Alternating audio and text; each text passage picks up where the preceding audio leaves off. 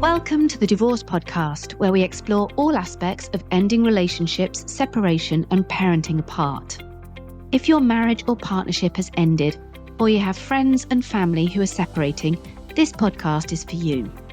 I'm Cate Daly, a relationship counsellor, divorce specialist, and co-founder of Amicable, the online legal service for separating couples. In each episode, we look at relationships and separation from different angles, including the emotional, legal, and social. I'm joined by experts and special guests who share their own unique stories, experience, and tips, with the goal of helping people end relationships in a kinder and better way. In this episode, I'm joined by award-winning author Cate Campbell to discuss intimacy and boundaries during divorce and separation. We begin by defining intimacy for ex-partners who have separated but are still living together, and we explore how to set boundaries in such a scenario. We go on to talk about breakup sex, its causes and consequences, and how to have a mature conversation rather than cringe about it afterwards. We also touch on trial separations and why they might not be such a good idea for you and your ex-partner.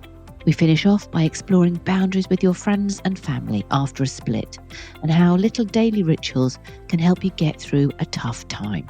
And I will warn you that this episode contains sexual references, so you might want to listen out of earshot of any children. If you loved this episode, then please subscribe and rate us on your preferred listening platform. Welcome, Cate. Hello, lovely to be here. It's lovely to have you, and thank you very much indeed for joining me. So just to put a little bit of context around this episode, we're going to talk about intimacy and boundaries post-separation. So that kind of messy bit where you've decided it's over, but you might not yet have had the luxury of a physical separation. So you might still be sharing a family home, something like that. You might still be in the same bedroom, even the same bed. So we're going to talk about how we navigate that time. It's not always like the film show where somebody packs a suitcase after a big argument and walks off into the distance. There's often that messy bit that we might all have experienced where there's a lot of ambiguity and grey area. So I'm really keen to kind of dig into that a little bit with you and hear your views. So let's start then. Let's suppose that there are people listening to this and they are in that scenario where there's an agreement, however reluctantly by one or both, that the marriage has come to an end, but they are still technically in an intimate relationship, aren't they? So just talk us through what we mean by intimacy in that context. Well, actually, it's really difficult because often people are doing what's called grave dressing at this time, where they're actually saying, oh, it was never a great relationship anyway, we're not really getting on, and picking fights with one another because it makes it easier to separate if you do that. So sometimes it's a very uneasy period and the intimacy isn't there at all. If, on the other hand, you're trying to be terribly polite, be very grown up about it all, and get on, what often happens is that the intimacy feels possible again. And you think, oh, if we can be this polite to one another and this okay at the moment, why don't we try again? And they fall into bed together and then it all becomes very messy. So intimacy comes and goes, and it's real intimacy you can't properly rediscover until you're separate, I don't think, and living apart, because there's a kind of pseudo-intimacy around the past that's being held on to quite often, which makes it really difficult. You use the phrase real intimacy in that kind of piece there. What do you mean by real intimacy? Is there a definition? A feeling of trust. Okay. I think the most crucial thing about intimacy is trust. So feeling comfortable with somebody, feeling you don't need to be putting on airs or pretense. There's no masking. You can be yourself. And I think quite often people can't be themselves with somebody again until there is that separation. I mean, personally, I absolutely encourage my couples to separate physically if they can. And even if it means, somebody going back and living with mum, because you get over the separation so much more quickly if you just get on with it. And what an awful lot of couples do is say, well, we're really good friends. We're grown-ups. We can do this. We can do this nesting thing. We can, we can take it in turns. We can go and live with mum, but come back. And you have 3 nights and I'll have 3 nights. Maybe we'll both have 1 night. And they try to do that. And it's really, really hard. It confuses the kids. It's very difficult to do. You get cross with the other person because they're mucking up the way you like things to be when they're occupying the house. It doesn't work terribly well. So you're a big it sounds like you're an advocate of ripping the Band-Aid off rather than peeling it Absolutely. off very slowly. That's really interesting, isn't it? Because we hear a lot in the amicable service, a lot of times people say, oh, it's better for the children because, they can adjust more readily. They can see us getting on as parents, or it means that they're with both of us. So there's a lot of pressure because we're a lot more child-centered and focused these days on doing things for the kids. So what do you say to your couples in that scenario? Move out, basically. But where they do have to stay, if they do, then quite often it's helpful if they're out in and out at different times. This idea that they want that you want the children to see you together is really difficult, because what you're doing is pretending that things haven't changed when actually they've changed a lot. And it's easier if they get used to the idea that things have changed. And that segueing into something different has to actually begin. The kind of, having parents that come and go may not be that different to the way it was before, particularly if you worked away from home some of the time or you came home from work late. But what you might have there is that grave dressing element, or, the insecurity. I mean, people are quite often cross with one another because they haven't filled in forms they should have filled in, or, even with your service, which is so much kinder, there are still all sorts of difficulties to navigate. And Tensions, yeah, absolutely, yeah. yeah, oh, absolutely. Yes, absolutely. And people do get irritable when one doesn't do it and the other one does. Or when, they're coming back and finding the house in a mess, or something hasn't been done for the children. And they're thinking, oh my goodness, what's this going to be like? And while you're still in the same place, it's easy to imagine the roles are going to continue. So for instance, a good example was somebody said to me recently, I said to my partner, they've separated, they're living separately. I said to my partner, let's buy the child's birthday present together, shall we? And the partner said, yeah, okay, let's do that. And then when it came to the birthday party, ex-wife says, so you owe me £40. And he said, no, but you buy the presents. And she said, I thought I'd clarify, we were buying this together. And he said, yeah, as usual, you buy the presents, we give them together. And it wasn't as usual. That wasn't what she'd meant at all. And things had changed. And this feeling, you'll pick up the pants on the floor, or whatever it happens to be, or you'll fix the dripping tap. No, things have changed. Yeah, that's a really good example, isn't it, of how that lack of really clear communication just takes the assumptions of the marriage and puts them into the separated state, rather than actually saying, no, this is different. We need to redraw some boundaries and things. It's pretty clear from, talking to you very briefly even, that, you're an advocate of let's rip the plaster off and let's go our separate ways and deal then with the fallout as we need to. But sometimes, as you said at the beginning, there is a necessity just of dint of circumstance where people have to be in the same physical space for whatever reason. It might be financial, it might be practical, whatever. How do you navigate that then? What do you have to sit down, do you think, and say, right, we're going to have a conversation about this? Because it's obviously a delicate time, but I'm just thinking of the small things. So you might want to move out of the bedroom, but you might not have a spare bedroom. So that might not be possible. Lucky if you've got a spare bedroom, one of you can move into the spare bedroom, happy days. But what if you can't? What are the rules about using the bathroom? What are the rules about getting undressed in front of each other? Are they the sorts of conversations that you have to redefine intimacy, or is that going to just feel too much for people? I think it tends to start to come up as you start to live it. People know what they feel comfortable with. And it's really strange because what you think you're going to feel comfortable with may not be what actually feels okay. So, for instance, you may think there'll be no problems being in the same bed. But actually then you feel, oh, I don't like this, and go and start sleeping in the children's room or something like that. It depends on just what feels comfortable to you. And other people are absolutely fine walking around naked together. It doesn't touch the sides. They're absolutely fine with it. You don't know till you know. And I think you may try to impose rules, but you may have to keep revisiting them, because you can start to say, you know what, I actually don't like having breakfast with you every morning. It makes me feel weird now, especially when I know you've been with someone else the night before, or I know what's coming. I just can't do it. And it's a bit like when you move and you say, I absolutely must have that sofa. I really want that sofa. And then it's in your new place and you think, this is just too full of memories. No, it's not right. And so things start to not fit as soon as you make the decision, I think.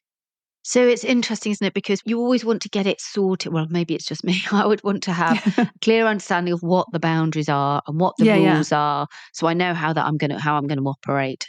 And Mm-hmm. actually, I think what you're saying is it's not quite that straightforward. You can have the best boundaries or rules in the world, but it's a shifting, ever moving feast, and therefore you're going to have to come back to this and revisit it and revisit it. Are there some boundaries that really do need to go in place when you've decided to separate? There are things around other friendships and other relationships that you need to be careful about. And I think and to show some consideration. I mean, if you're perhaps going out for the evening and you come back and you find someone's new partner is in your house, and you've gone out specifically to give them that space, and then they kind of say, oh, well, we were just chatting, and that's cruel. It's just cruel. Don't do it. If you've moved out, do not just open the door with your key, ring the doorbell, for instance. I mean, there are some people who say, oh, no, it's too much trouble to come and answer it. Just let yourself in. That's fine. But really, people need to feel they have their own space. If you have your own bedroom, knock before you enter. It's really difficult. Don't walk in on people in the bathroom. Just show some consideration.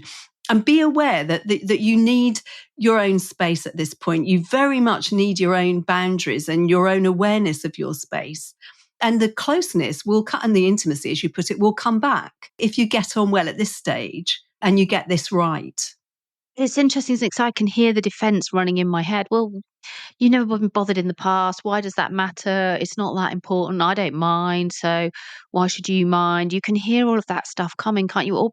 Or not even that. I can just hear people almost not realizing that they should knock, or they shouldn't just let themselves in, or it's a kind of, sometimes it's not a deliberate act of wanting to maintain something or sabotaging the separation. Sometimes it's a blind spot. You don't know what you don't know, kind of thing, isn't it? So how do you navigate those kinds of things? Are you saying people should sit down and have a conversation, or is it just about finding your way and then finding a way of bringing things up in a slightly less aggressive, more amicable type of way?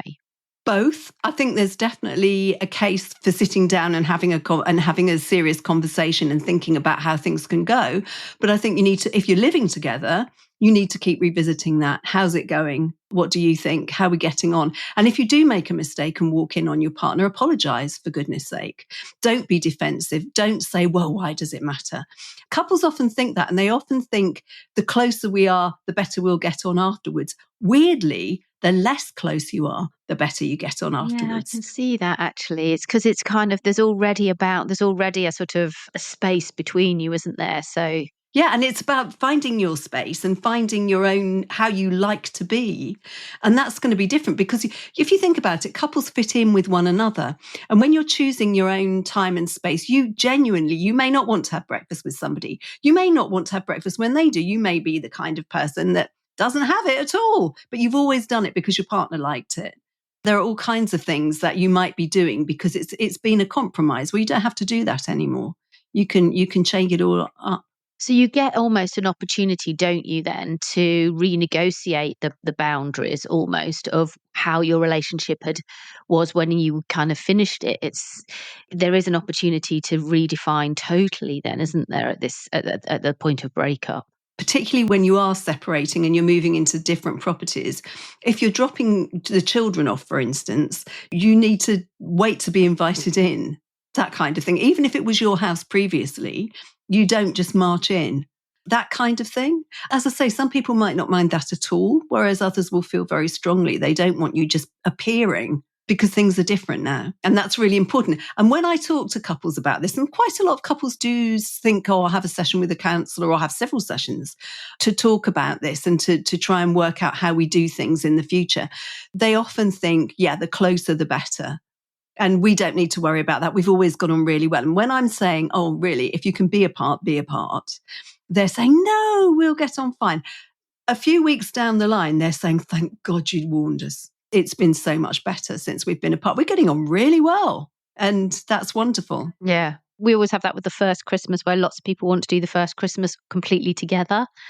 And, it's because it's for the kids, and Christmas is a time for the kids. And you kind of think, okay, that's pretty hardcore when things are still so raw. And a lot of people then decide to find a different way of still having some time together, but not having the burden of the whole time spent together, even if you've got really young kids, because it's a toughie. It really is a toughie. It is. And sometimes people do manage, Christmas Day, or they want to both be there for the presents and that kind of thing. And that's great. But that works better, again, if this is a visit and it's clear it's a visit, rather than we're just doing what we always do and pretending that it's normal when it's not. Yeah. I think that's the thing, isn't it? It's the pretense.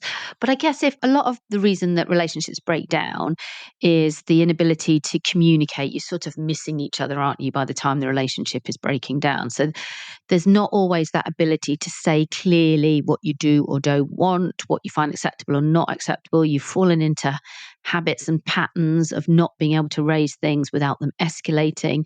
So navigating boundaries when you've got all of that kind of history and baggage of the breakdown of the relationship, the most recent thing you've got together is the fact that you have come to this decision, one of you at least, that this is over. That sounds incredibly tough. What sort of help is there out there if you feel that you've got to a point where you've got to be in the same spot together, or you've got to work out how these boundaries are going to work? Where can you get help for that kind of stuff? And what do you do with people? You can definitely, obviously, some people go to mediation and discuss even things like that in mediation. But I think also there are plenty of therapists and counsellors around who specialise in relationship and couple work, and they are used to navigating this kind of thing. But I always say to couples, if you're going to have a conversation about going forward and what the rules are and what will make you both feel comfortable, ask for things. Don't complain about what the other person is doing. Ask for what you want. Be clear about what you want and ask for it. And people feel terrible shame about asking for things. And so they expect their partner to be able to mind read. And of course they can't. So ask, be really clear. I mean, all they can do is say no. But generally people say, oh yeah, I hadn't thought of that. Yeah, I'll have a go. And it all works much better. What doesn't work is expecting someone to take a hint, because they don't. Yes. We are the masters of this, aren't we? This kind of British culture we've got about just expecting people to realise if we just say a couple of things, and it can totally fall flat, can't it? I guess there is something to be said for just being direct and actually being clear about what you want and asking. Is there a way of doing that that doesn't sound, because I guess what we're railing against is feeling pushy or entitled or all that kind of stuff, because that doesn't fit our kind of way of being, does it, as Brits? But is there a way of overcoming that? Is there a way of asking for something in an assertive, non-aggressive way that can work at these times? Yeah, I mean, it's just useful to just not say anything. You do this, well, you do that, so I want that. Just say, it would be great if, when you're talking about, it'd be great if, it'd be lovely if, when you did that, that really worked, that kind of thing. Yeah, so really reinforcing the positive rather than picking up the negative. Yeah. Exactly. Stop. I mean, the past is in the past. Stop telling somebody what annoys you about them, because we know you're separating. That's over. You've got to create a relationship going forward. And if you've got kids, it's a forever relationship. And you're going to miss out on so much if you don't make it work. All those weddings, christenings, babies being born, graduation, all of that.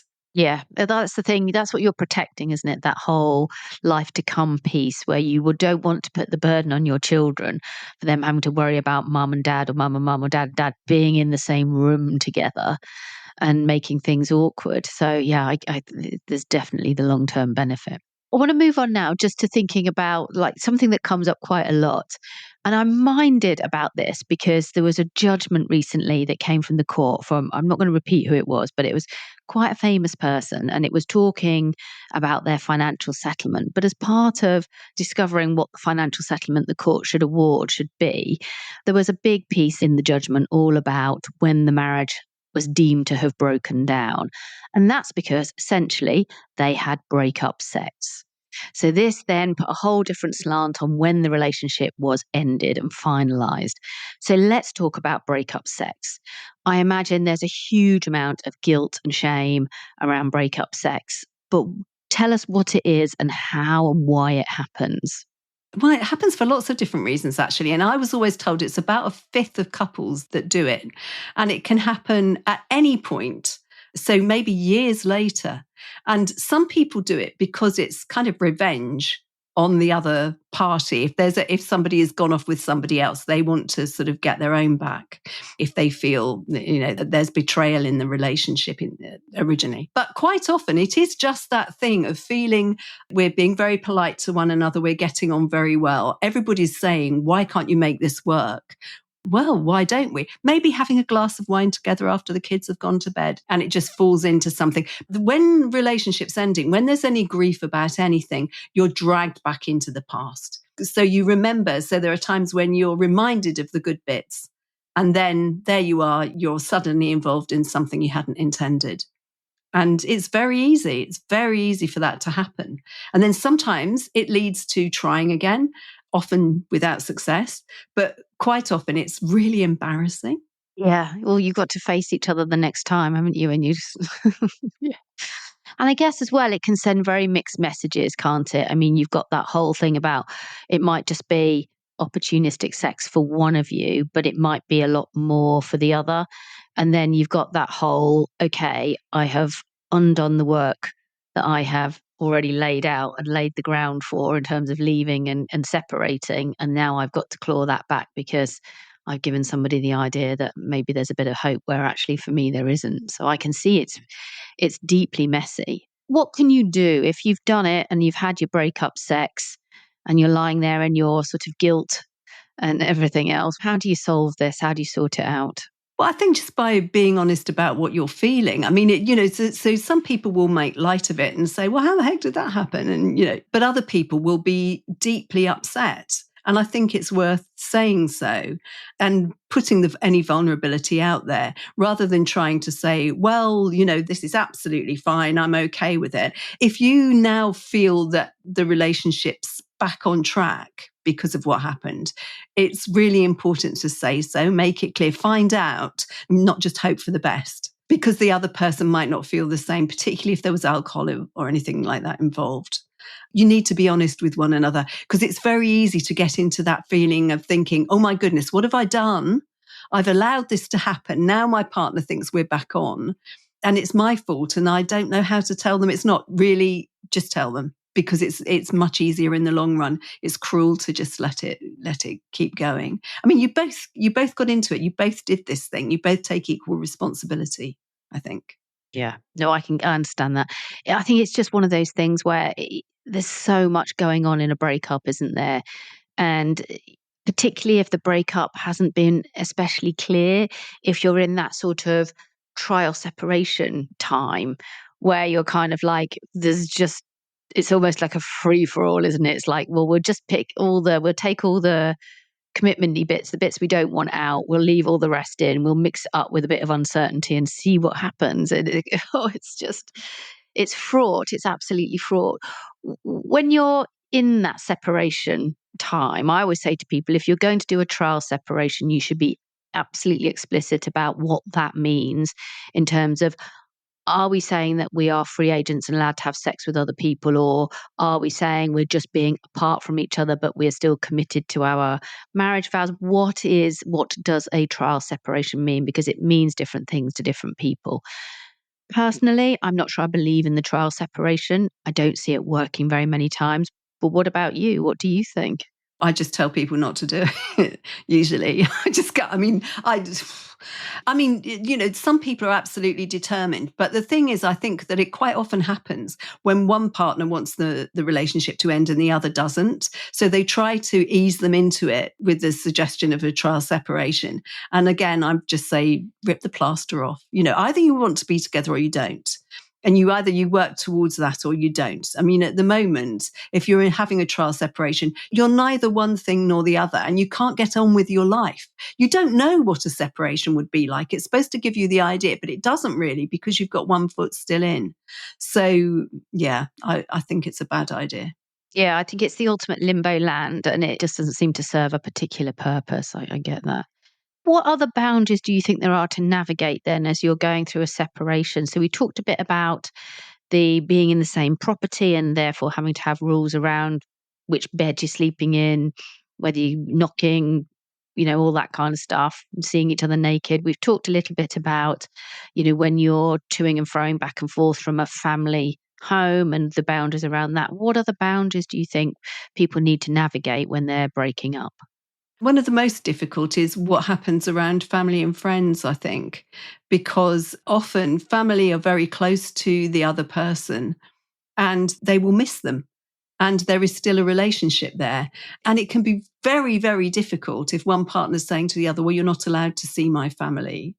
I mean, sometimes people have got things like grandchildren or something, so they are still going to be seeing them. Or, is there a belief, well, you can't take them round anymore. I'm the only one that's allowed to take the children to see my parents. I mean, sometimes people feel really, really strongly about that. And that is very difficult to navigate because the partner who wants that may be at complete odds with both the grandparents and their ex. So sometimes there has to be a compromise. And when the children are really little, they can't make that decision, but they're often dragged into it. So I think that's one of the real hardest things. And the other thing is what happens to your friends? Are you going to stay friends with everybody, but see them separately? I mean, is it going to be impossible for you to be in a large group where you're both there and there are other people there? And, or are you going to cut one of you off altogether? That's incredibly difficult. And a lot depends on the friends and what their beliefs are about it as well. It's really, really hard. And it can end up with one or other feeling really isolated. Mm. Yeah, who gets the friends is always a big question, isn't it? It's always a tricky one.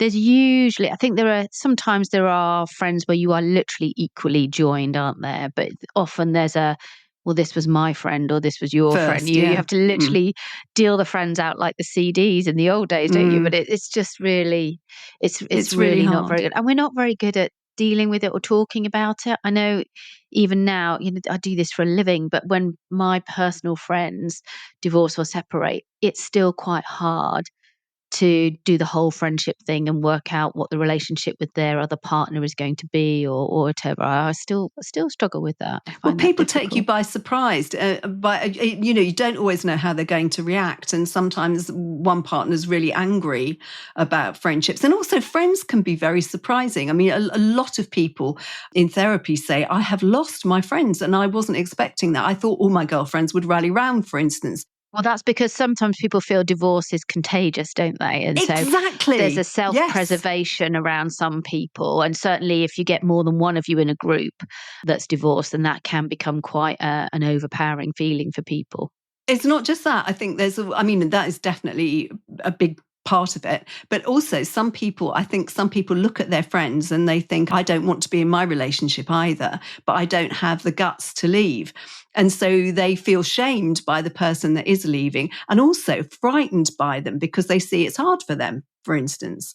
And so then the contamination really kicks in and they back off. But it's very difficult and it's not always what people expect at all. Mm.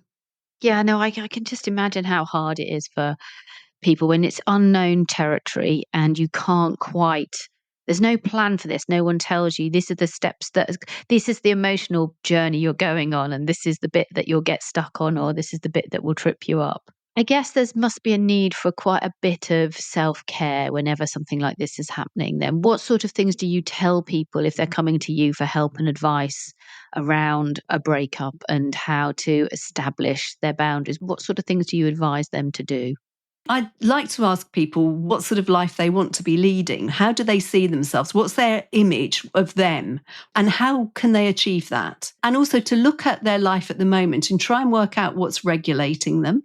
Because, like for me, if I don't get a shower in the morning, don't speak to me ever. I'm just a nightmare. If my boiler broke down, I'd be, don't, just absolutely keep away, because it starts my day. And people don't always realize what it is that makes them feel good. And it might be that little chat when you buy your coffee, or, all kinds of things that make you feel all right. I mean, wearing the right pair of socks, drinking from your favorite coffee cup, all of these tiny little things. Do more of them. And make sure you're in a decent environment. I mean, during the pandemic, I just spent my entire time saying to people, turn your camera around, show me your room. And they would say, oh, I can't, it's such a mess. And I'd say, right, make your environment work for you. So that's interesting, isn't it? So you're creating intimacy through with your relationship with different things, whether it's material like your coffee cup or your morning walk or whatever it is, or your surroundings. Absolutely. But that helps you feel better and more intimate with things. I never thought about it in that way before. It's really interesting. It started to be researched when the pandemic came along, because a lot of people were developing mental health problems and they couldn't work out why, because we're at home. Why wouldn't we feel great? But that chat you have with the person by the water cooler or whatever it is, or the coffee machine, that's important. That might be a big part of your day when you feel good about yourself, when you feel, oh, I'm performing the image I want to perform, but you're not really aware of that. It's kind of in there in the background. And once you become aware of the things that make you feel like I'm the kind of person who does this. They're really important. But we don't think about them. And when you're separating is the best time to start working out what they are. It's fascinating, isn't it? Because we often say that the breakdown of a relationship is stigmatized, it's seen as a very negative thing. But the more you dig into this, the more you see it as the opportunity to reevaluate what you stand for, what you're about, to redefine what intimacy, for example, means to you, where your boundaries lie. And you have this almost opportunity, this clean slate to understand your own rules, understand your own asks, wants, and then be able to go out into the world and recreate a relationship that caters to that. Whereas when you were in your previous relationship, you might have met very young, you might not have really had the thought or the time to really think about what works for you. So it's such an opportunity, isn't it? An ending is a new beginning. It sounds so twee, but it's just true, isn't it? Absolutely. And the other thing is that an awful lot of relationships have allowed somebody to grow and develop. And it might be that, relationships are a form of personal development, really and truly. That's what all the research suggests. So all this romance is all very well, but actually underneath it all, you're doing work, you're doing personal, psychological work through the relationship. And if you've done everything you can do with that person, you fall out of love, basically. So you could look at that as a highly successful relationship, one that's ended, because you've done everything you did. And actually, couples that see it that way, they tend to have very good relationships going forward. And even if one of them has done the work and the other one's still needing to do it, sometimes the separation is part of what they still need to do.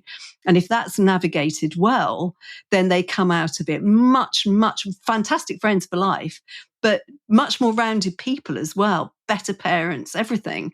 It's seeing a breakup as always negative is so unhelpful. It's so old-fashioned, isn't it? Really old-fashioned. Yes, absolutely. Yeah. It's fascinating because you are on a journey, and making that journey, it stands to reason, doesn't it? But you might become more intimate when you have gone post-separation. You might create a better, more fulfilling relationship for you as you are in that state than you had when you were married. And I find that really fascinating because, a lot of people talk about the loneliest time. And I think about it personally for me, the loneliest I have ever been was at the end of my marriage, because there is nothing worse than lying next to somebody in a bed where there's no relationship, there's nothing positive to come, and yet you're still stuck there next to them. That's a million times more lonely than having the bed to yourself night after night and being able to be you. It's different. It's so different. So I kind of can see that. And it's very fascinating to think that you might transform your relationship into something that's almost more intimate. Well, yeah, because you're not in a battle anymore. You're not trying to prove anything. You can relax and be yourself because there's nothing that you need to prove now. You've done it all. It's over.